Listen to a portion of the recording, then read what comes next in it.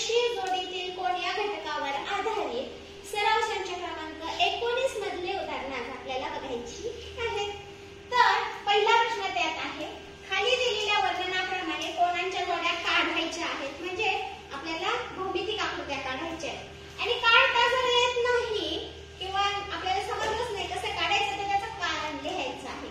मग पहिलं जर उदाहरण बघितलं आपण त्यातलं तर ते आहे संलग्न नसलेले कोटिकोन। कोटिकोन म्हणजे काय? 90 अंश त्या दोन कोनांच्या मापाची बेरीज झाली पाहिजे आणि संलग्न नसलेले म्हणजेच काय?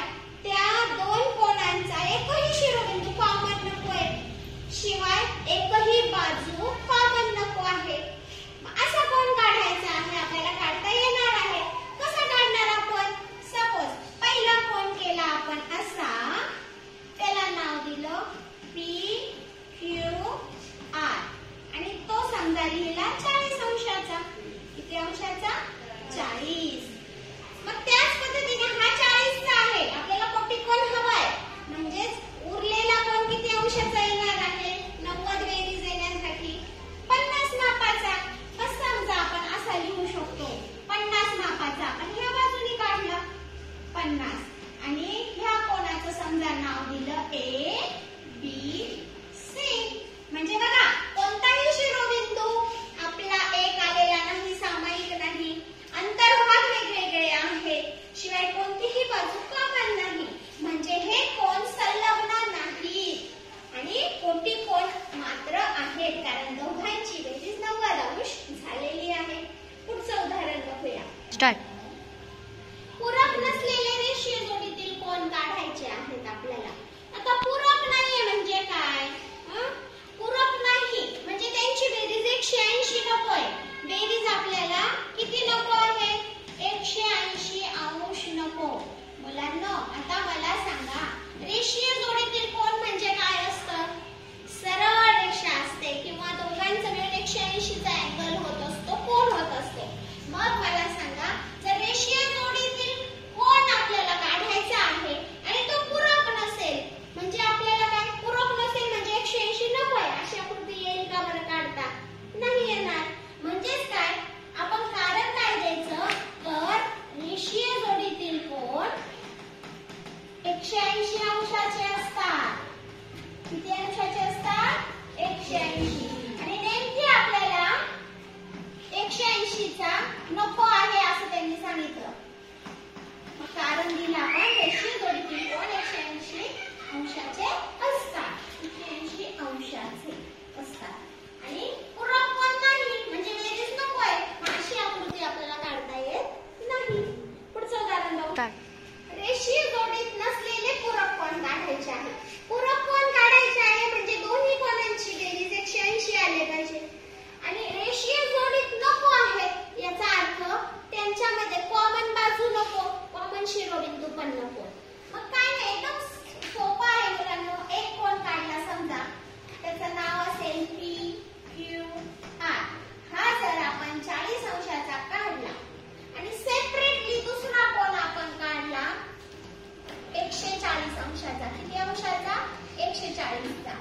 तर दोनही कोन हे वेगवेगळे झालेले आहेत, शिवाय दोघांची मिळून एक रेषा पण तयार झालेली नाहीये, त्या एक रेषीय नाही।